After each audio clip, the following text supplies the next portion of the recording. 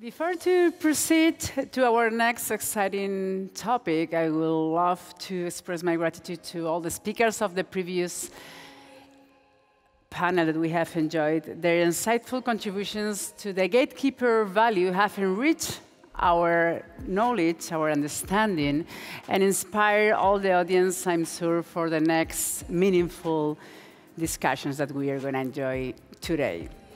We now move to a session that promises to unlock another dimension on healthcare innovation, the cutting-edge arena of artificial intelligence and its disruptive power in healthcare.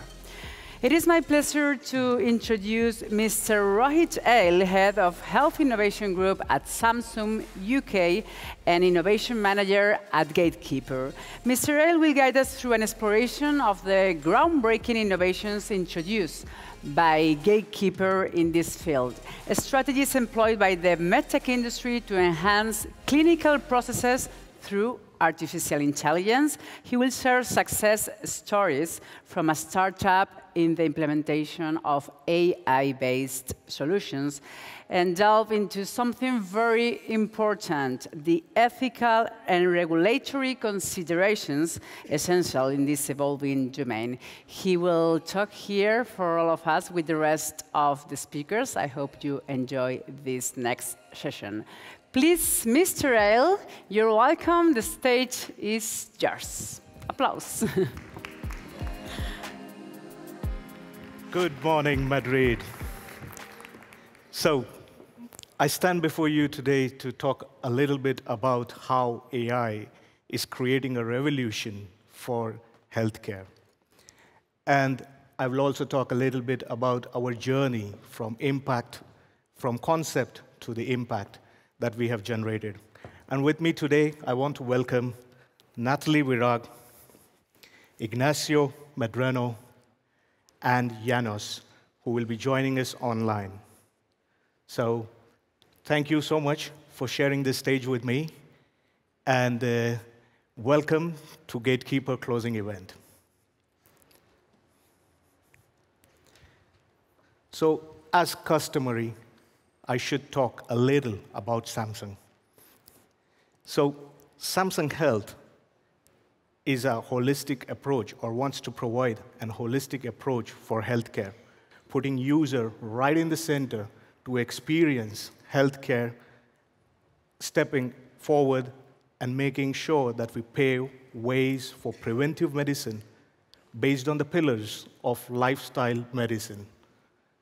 We attack all six actually pillars of lifestyle medicine, which includes nutrition, exercise, sleep, stress resilience, and social connections. We bring our devices through all the available platforms available, from mobile to wearables to smart TVs. Our aim is to create user-based AI products and services based on our user visions or AI visions of always be user-centric, always there for you, always safe, always helpful, but of course, always learning. With the fusion of AI in all our products, we bring to the world a holistic, powerful device connected in a seamless way. But we do not stop here. We know that developers and other manufacturers are the key for the success and widespread impact of all our technologies. With Samsung, we bring in the Samsung Privileged Health SDK, the Health Stack, and the SDK for devices. The aim, one and only, to allow a window for all the developers and other manufacturers, a window into the rich ecosystem of Samsung. We have infused AI within this and allow users or developers to use the data in a processed format or raw format, the way they want to use it, to create more and more innovations and create an impact in healthcare. Bearing in mind that user-centric focus for a holistic healthcare is our primary goal. With all these technologies that I just talked about from Samsung and others from the consortium, we have used this within Gatekeeper, and we have paved around a way from concept, problem definition, to impact. I'm proud to say that today we have over 29 million file resources that we captured along our journey. These resources are standardized in a way that this can be used by all other AI services as well. We present 46 bespoke file profiles that can be used, exploited, and create more innovations and create more impact at the very end. We also define the AI service pipeline. As Giuseppe was talking about earlier, we standardized, we evaluated these services across 11 pilot sites, not just Europe, outside of Europe as well. And today, once again, I'm proud to say that we will be launching 15 of those AI services to be further exploited. There is more coming in the pipeline. But these AI services can be categorized, or you could say we can categorize these AI services that we have created so far into 4 major categories. The first one, the digital coach for promoting healthy lifestyles and fitness and well-being. The second one, a bit more serious, personalized risk assessments, risk detections of certain diseases. A little bit more serious, going towards medical services, predicting when the hospitals will be full, when things need more attention, and so on. But at the very end, we have not forgotten that the only way to create more AI services is through more and more data, data which is always getting hard to get at. And that's where we present the 4th category, which is synthetic data generation. And we believe through these categories of AI services that we present, there will be more and more impact created within the AI community that will revolutionize the healthcare and well-being. But this is my presentation, but you can see more of these services in action during the later sections of the day. For now, I would stop and give the floor to Natalie. Thank you. Thank you, Rohit. Good morning, everyone. It's a pleasure to be here and to talk more about AI. And I want to start my presentation by saying the big data revolution is already here. That's not a question. But what we really need to get into is about big insight revolution. We need to transform data into action that will in fact improve patient outcomes. And that's what really this is about. And AI is really the perfect tool to transform data into actions. And we have a lot of examples here at Medtronic related to Medtronic AI products.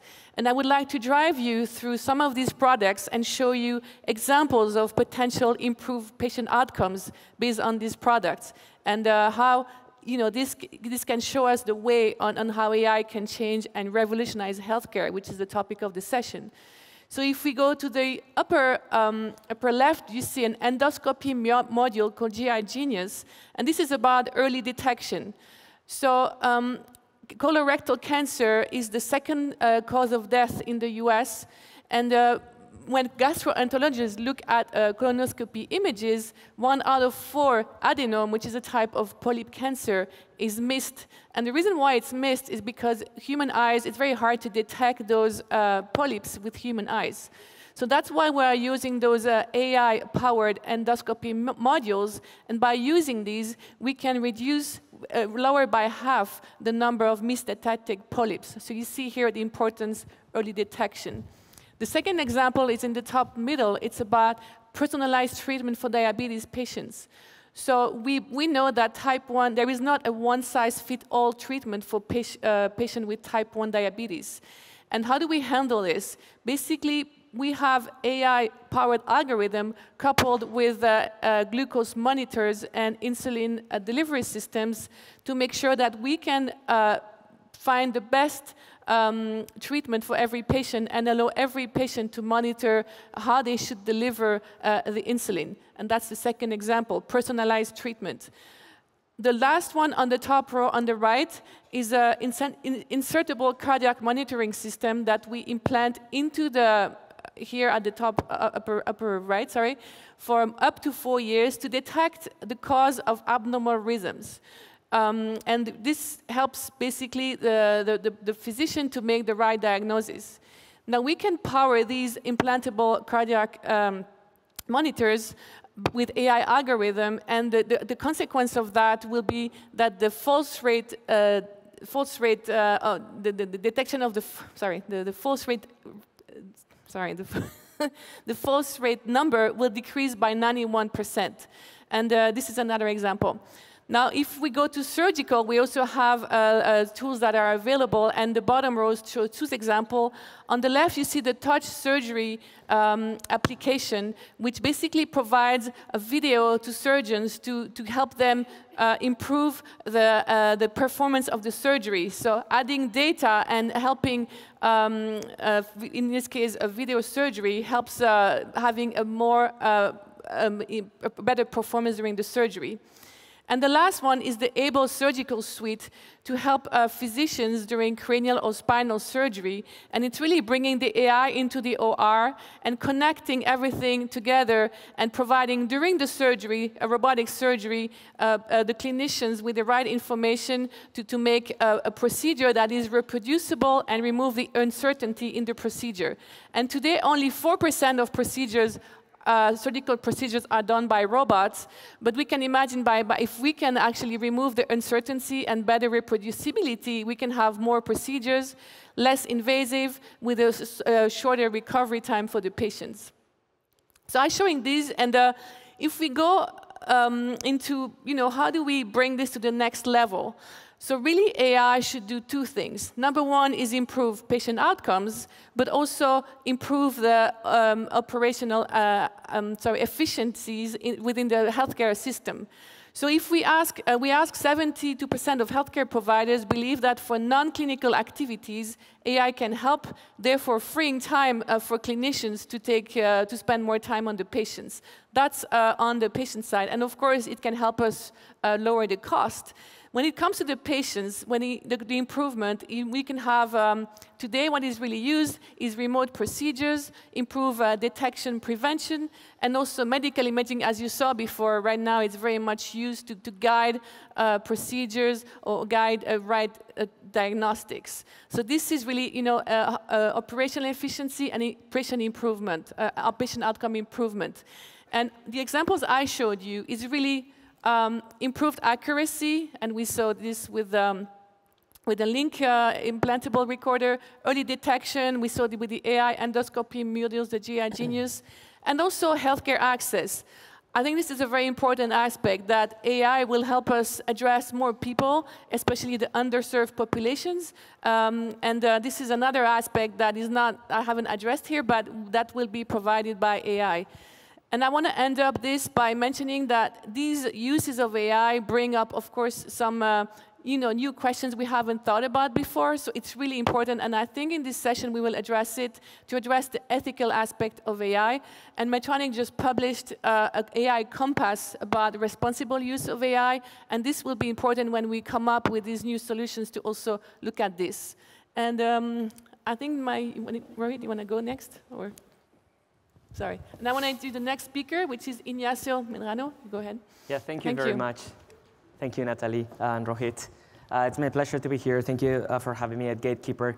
I am a neurologist. That's my background, but I've dedicated my last 10 years of career entirely to AI. I started 2 AI companies in healthcare, so I wanted to give a super fast overview of what's happening, what's changing in the last days. So if we think about how we learn our mother tongue at home when we're children, we learn it by repetition. We learn it by cases, by examples, not by rules. Think about it. We don't learn syntaxes, we don't learn grammar. That actually works much worse when you go to language class afterwards. It's worse than learning at home by pattern recognition, right? Pattern recognition is a great thing for our brains. It's very efficient. So this is basically what happened, changed 10 years ago when these very smart people at Silicon Valley, maybe at Boston, maybe in London, they said, why don't we start doing the same with our computers? Why don't we, instead of programming them with rules like we did before in informatics, why don't we start giving it rules so that by themselves, solve problems, cases, so that by themselves they infer the rules. That should be much more efficient because the moment they see a new case, even if it's the first time they're seeing it, they're going to be right. Compared to computers before 2013 that were as smart or dumb, it doesn't matter how many cases they had seen. But now it's changing and it's impacting the whole world. Doesn't matter which tool we use every day, it's in our daily life. We don't need to get into that. And we gave it a name, machine learning, which is basically something that we transported into AI. But the idea is that now, for the first time, we have computers that can actually learn. And the power of that is immense. I reviewed this, which is a known concept for some people, because understanding that now we have computers that are able to learn like children helps me understand why this is moving so fast, why this is really a new thing, and this is accelerating, and why when you look at any statistics, any curve, you're going to see how the trends are there, how exponential it is. You go on PubMed, you're going to see machine learning growing exponentially. You go into the approvals of AI systems in medical devices by the FDA, it's growing exponentially. I think we're reaching 160 this week. So it's happening, right? And the reason is that we have this new way of treating our machines that we didn't have before. They're much smarter because the moment they see more, they get better. And I like to think that we didn't walk all this way to make computers that can mimic our minds and do it the same way.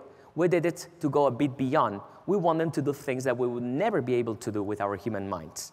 And what happens is that we train them with a lot of data, with cases, with repetition, like children, but we can give them a lot of data, right? And what happens is that with classical statistics, we were handling hundreds of variables. But now, with these statistics powered by computation programming, which is basically what machine learning and AI mean, it's not much more than computational mathematics.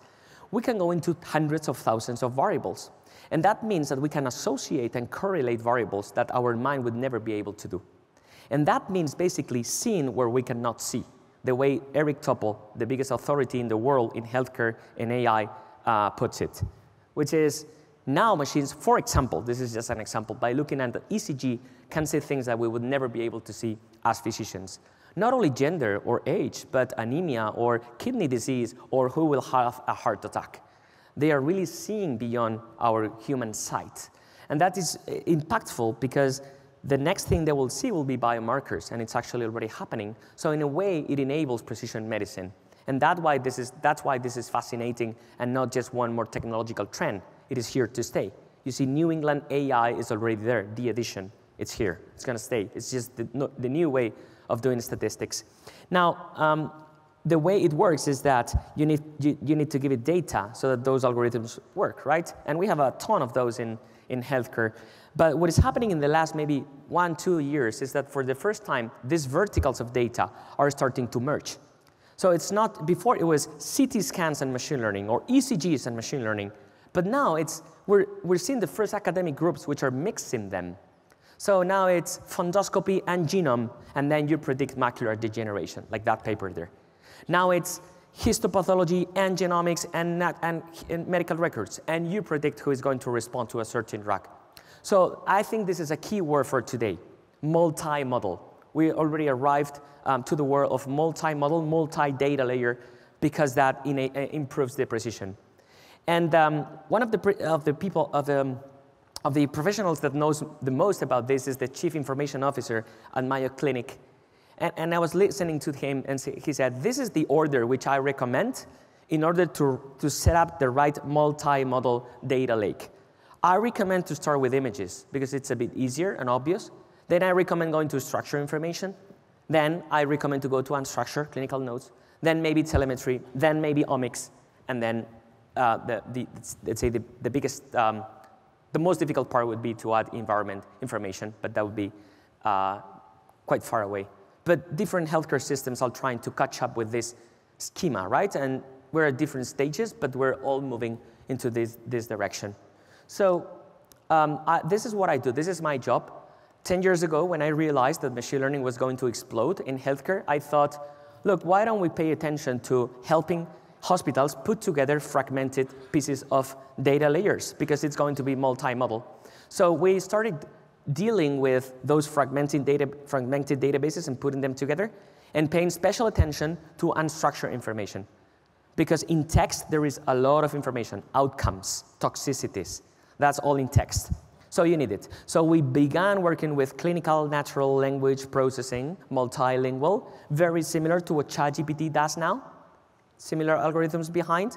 And now we can transform unstructured information into structured information that is an enabler of better machine learning predictive healthcare, because you can enrich the structured information. So that's what we're doing. We do it with quality, otherwise it wouldn't work. We call this deep real-world evidence, and we have some metrics and some ways of innovating around how to make this reliable, right?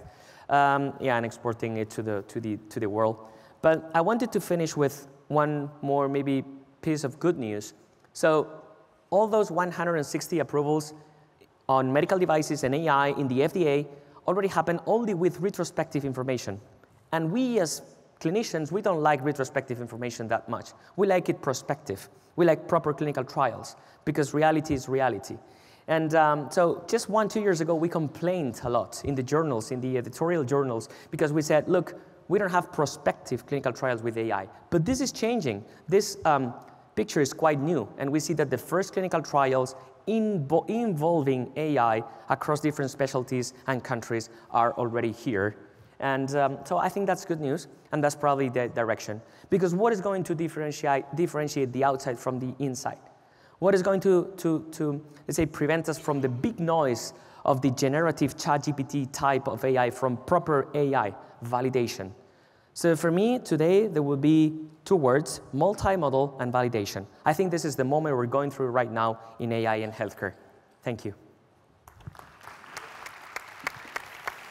Thank you, Ignacio. And now I will hand over the floor to Yannis, if you may.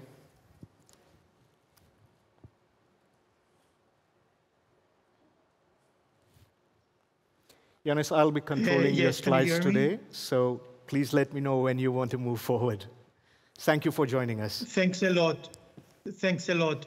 I hope you can hear me well, as there were a few problems. Yes, we can. Okay. Yeah, you can start with the first slide.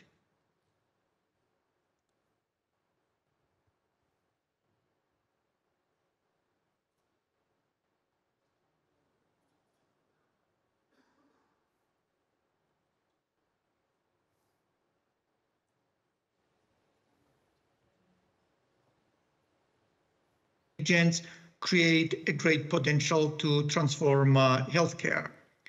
Can you go to the next slide?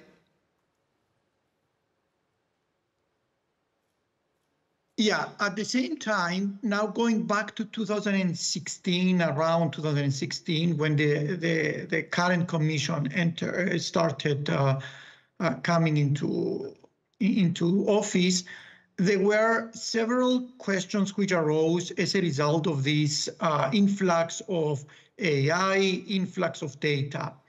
The first issue concerned the collection, transfer, use, reuse of health data. I'm sure you all remember a few years ago when, and even now, when one wants to have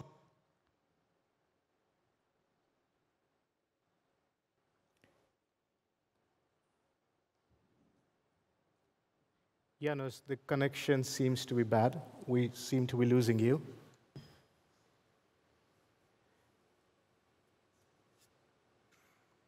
Of data. As a result, the Commission went forward with a proposal, the so-called European Health Data Space Regulation, which was published in 2022 and is currently negotiated with the European Parliament and the Council, and it is hoped to be adopted sometime before the end of this parliament, i.e. before end of May next year. The second question which arose again back in 2016-17 also concerned the trustworthiness of the systems, especially also in healthcare. So in other words, if you create a system, would it be trustworthy? Would it be generalizing well in different environments? Would it be fit for different people? And all these questions. As a result, the Commission took a world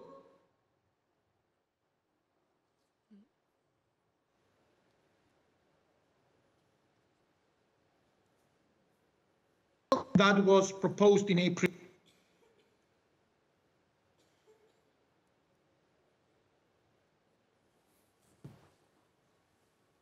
end of negotiations, and again it's expected and hoping it will be adopted sometime quite soon. The third issue concerned the, sorry, I can hear my voice back. I don't know if something could be done about that. Thank you. Janos, we keep losing you in between. You keep losing me. It is, yeah. Okay. For now, it seems fine. Can you hear me better now? Yes, please continue.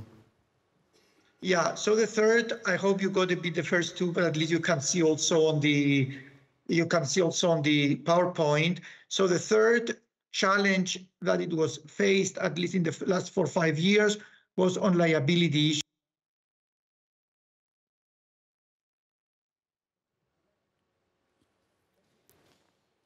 Can we? Okay. So, Janos, we keep losing you. So we are going to move forward. Elections, presumptions on defectiveness, and all these. And the fourth challenge is also about the uptake and upscale of these technologies. So I better stop here, and then hopefully I have the time later to expand. Okay, so we are going to move forward. I think we have some bad connections. So maybe Janos, you can connect back to us as well, or try a stable route. But going forward, I have a little bit of surprise for you guys here with me, as well as Janos, if he's able to join back with us. I've got a few questions lined up for you guys. And my first question, I will start with you, Ignacio. You are a neurologist, founder, and medical director at Savannah. And my question to you is actually twofold. And I'm sure pretty much most of the audience will be interested to know of the answers that you have for these ones as well. Mm-hmm. So the first is, what were your top 3 challenges during integration of AI into clinical practice? And how did you overcome these challenges? Well, 3 are many. Thank you for the question. So I would say that there is one thing. I'm going to be very pragmatic with my responses, okay? So one would be some CIOs, Chief Information Officers at hospitals and healthcare providers, they don't want to use the cloud. Don't ask me why, I don't know. Because money is safer in the bank than at home, right? But it's what it is. It's a cultural thing.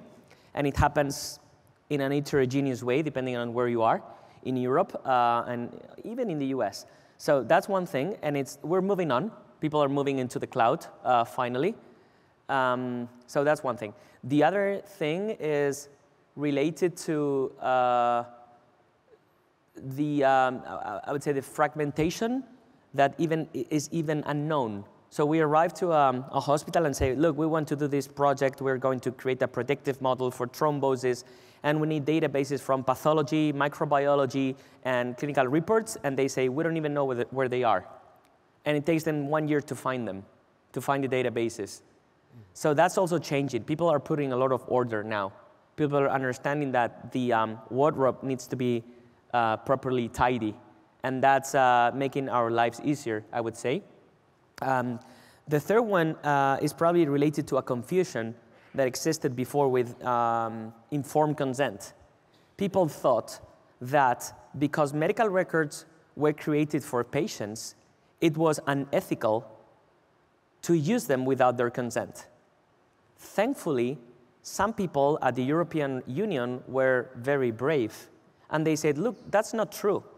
If you anonymize a medical record and there's no personal information there, and the purpose is to do medical research, it's probably unethical not to use it. And they did polls on the European citizens, and the results were amazing. 95%, 97% of people agreed for the information to be used if it was for research and anonymized. So the GDPR implemented that in the regulation, and it's now not only ethical but also legal to do it, and things are much easier. So maybe those three. Lovely, lovely. Thank you. Do we have Janos online?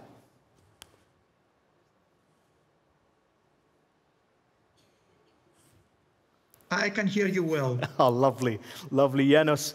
So my next question, proceeding from there, would be for you. You are the European Commission's legal lead for AI and AI liability in healthcare.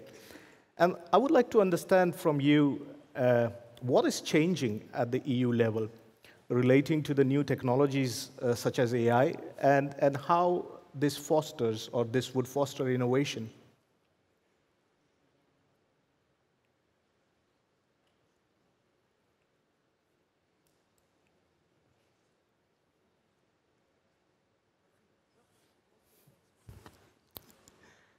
Okay, we have lost Janos again. But that's a fairly relevant question, and I think a lot of people from the audience would like to know about this as well. If we get Janos back online, and if he has heard the question, probably he could reflect a little bit on that and give us some insights onto this. So I will move on, and I will come to you, Natalie. You are the Corporate Technology and Innovation Manager at Medtronic.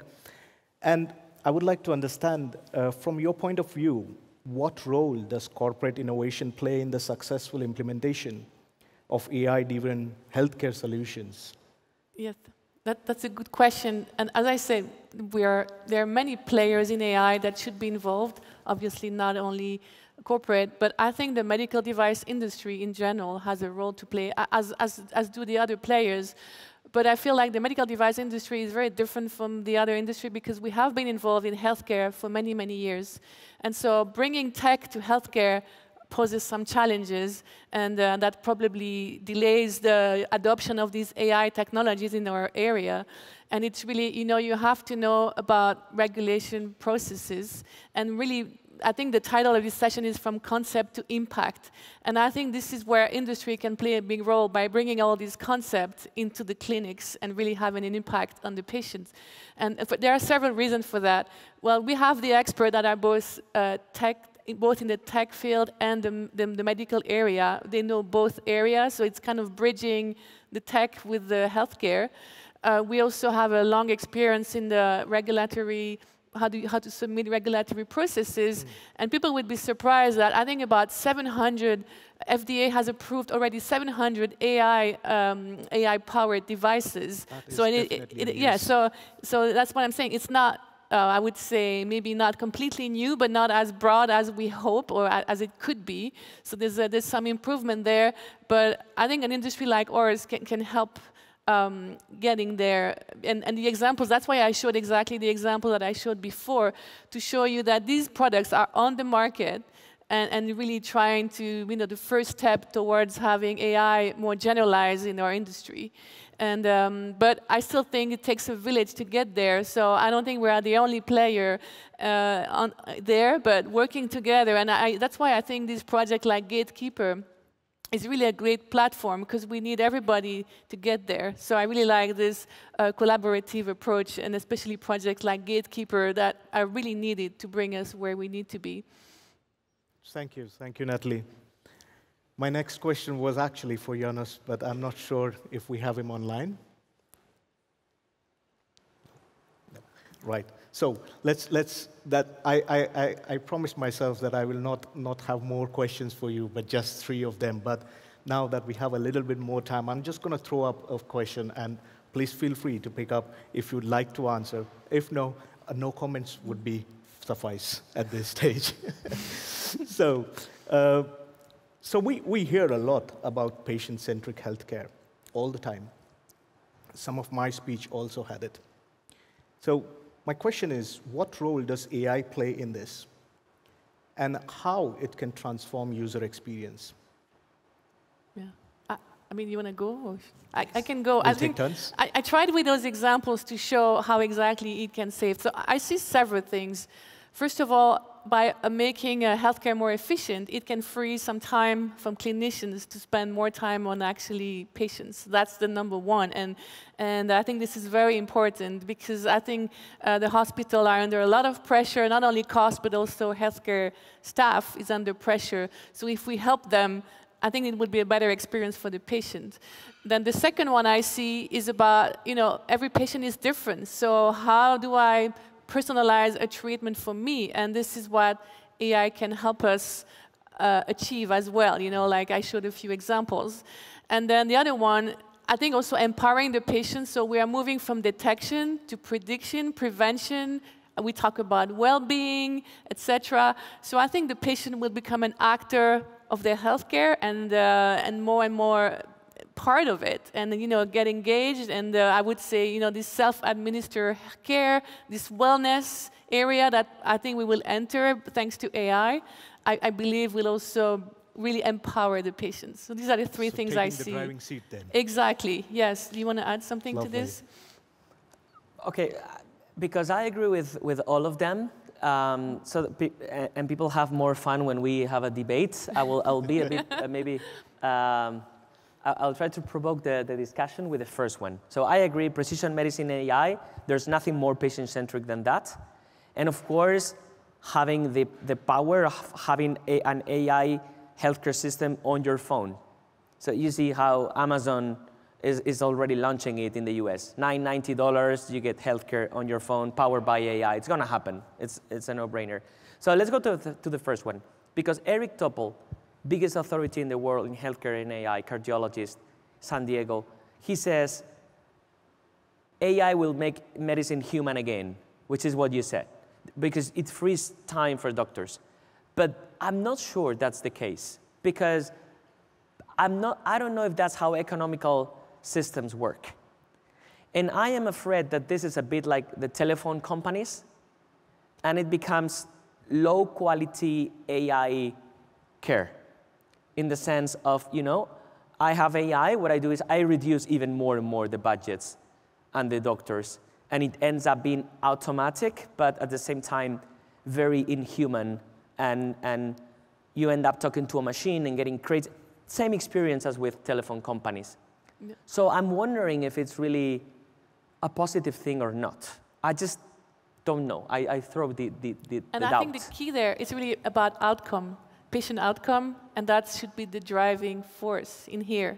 So that's why I was mentioning this in my slides, that it has to be focused on that. And I fully agree with you. That's a risk in going there. It is indeed interesting to see two aspects of it. One saying for, one not against, but of course with some doubt and some uncertainty. And I think this is what puzzles most of us as well, as to are we in the right direction? What does patient-centric actually mean? Do we need to redefine patient-centric, the definition, and so on? But thank you so much for those inputs, and I think that enlightens us, also sparks debates, sparks some conversations. Maybe we can walk around, and you will hear a lot of this as we go along.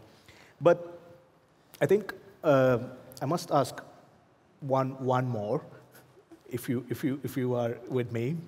So, do you have again? This is an open question. No comments can suffice. If there are no comments, no pressures on there. Do we have any advice for the development of strategies for healthcare organizations to address AI integration? From a corporate perspective, you might have seen something. From startup perspectives, you might have seen something. But any advice for development of strategies for healthcare organizations, if you may. Once again, this is open, so I'm not going to... Yeah. You work in health, you want to health side, you want to say something? Yeah, okay, thank you. So I think one of the things, I already showed it, the schema that can help you add the right data layers. I'm not saying that's a mantra, you have to absolutely follow that, but it can give you an idea that you don't have to create the data lakes, complete data lakes from day one.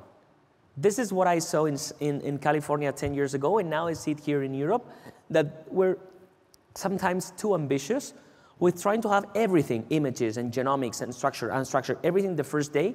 It doesn't work. From an organizational, political point of view, it's too complicated. So I think it's better to go layer by layer, generating evidence and implementing, and then you grow your data lake as you move on. It's more organic. So that's something that every time I have the occasion to talk to a Minister of Health, like today, the one we had today here, or any other authority, that's a message I try to convey. Go layer by layer. So maybe that's one thing. The other thing is that the fact that you have a validated algorithm doesn't mean you're going to implement it immediately. And obviously, what we all want is something implemented in the workflow. And I'm sure that's what Medtronic is working about. And it's the right way of doing it. So you have it, as you work, you get the insights. But because that takes a lot of time, because you have to do that system by system and hospital by hospital, I also recommend to hack the system a bit and follow the usual workflows of how healthcare works, meaning implementing the algorithms in the clinical guidelines of the physicians, because they proactively already go there. So when we at Savannah create a new algorithm, instead of going system by system and trying to convince the informatics people to implement it, we upload it to the website of the Oncology Association. And that's a great hack for many oncologists to get there and use it faster. So following the current already existing workflows of medical science is a great way of accelerating implementation. And that's something that maybe we could recommend. That is a very good advice. I could not, I don't want to go against you because I agree. I think about healthcare pathway optimization goes in hand with the devices. If you have a device that does one thing, you have to make sure it seamlessly integrates in the way you have to deliver the disease. And I think this is really important. But that also means not only for medtech, but also the pharma, the other industries should all work together. And we're trying to do that. So bringing all the players at the table is my recommendation. Making sure that for one disease, everybody involved in treating that disease should be involved. Because it's really, you should optimize at a higher level and scale up. Fully agree. Right.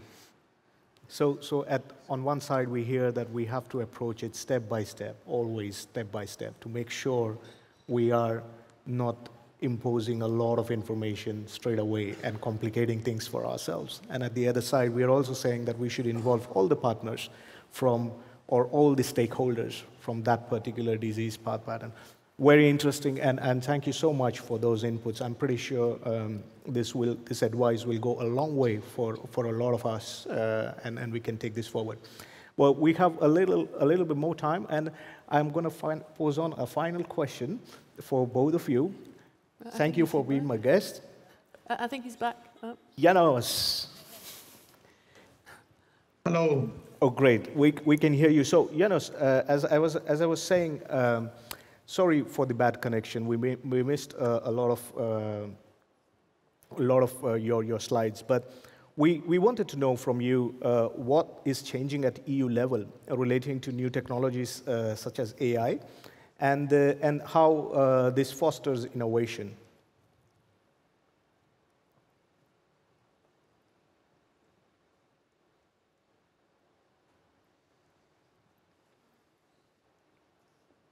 Janos, can you hear me? No. Unfortunately, there is a connection problem, so I think we will not attempt this again. Yeah, I think there is a connection problem. Indeed. Okay, carrying on. I think, so as I was saying, thank you for being our guests today at Gatekeeper closing event. And my final question, not question, is just, I'm curious to know, you're going to spend the day with us. So I want to ask, what do you expect to see more today as we go along the day? What part would interest you the most, and what expectations you have from the rest of the day? Once again, no pressures, and no comments would suffice. I'm in between being political correct or not. Go ahead. We'll give you some time on that one. Well, for me, I mean, I think it's really about Gatekeeper for me. I think it's a great project. I haven't been involved directly, so for me, I'm really happy to meet the players of these projects and get, I mean, we haven't met in person so much in the last years, and I think Gatekeeper is a COVID project, so I think it's just good to be together and celebrate what has happened here, and that's what I'm looking forward to. It's a very positive, celebratory mode, let's put it this way. Thank you, thank you. Yes. We indeed are a COVID baby, so yes. Thank you for that, and I hope your rest of the day will be enjoyable. So in a selfish way, there are two things I would like to learn today for the good of my company. One is how we know that we feel how the landscape is changing. 10 years ago, we started selling AI to hospitals, and they were not ready. They didn't have the budgets, and they didn't have the culture. I like this thing that we say in English, it's no one's job. It was no one's job to acquire AI 10 years ago. So we had to do something. We had to go and sell our projects to pharmaceutical companies to survive. But now we're transforming our company because we see that somehow European healthcare providers are more ready to acquire AI. But I'm not sure how and when. How big the projects are, how international or national they are, what they are looking for when they mean AI, how much it is research, how much it is management. So these things, I think it's now changing very fast. So that's interesting information that I wish we could discuss about today. The other thing would be related to implementation. We talked about it because there are many doubts. These things we didn't go through as humankind yet. Like, for example, how often do you monitor an AI system? Do you monitor it every 6 months, every year? That's not decided yet by humans in healthcare. Is it a locked algorithm so that no one can hack it? But at the same time, if it's locked, you cannot update it with live information, so it cannot improve. So how are we going to do this? We don't know, and we have to make decisions. So if we have these discussions here today, it's probably one of the best places to have them. Very good questions indeed, and I think that tickles a lot of our gray cells as we go along. And again, I wish you a pleasant day, and hopefully it will be very fruitful for you. Thank you so much for joining us today, Natalie. Thank you, Rohit. And yeah, sorry, Ignacio. Thank you so much for joining us. We will be closing the session now. Thank you for joining me. Thank you. Go down this.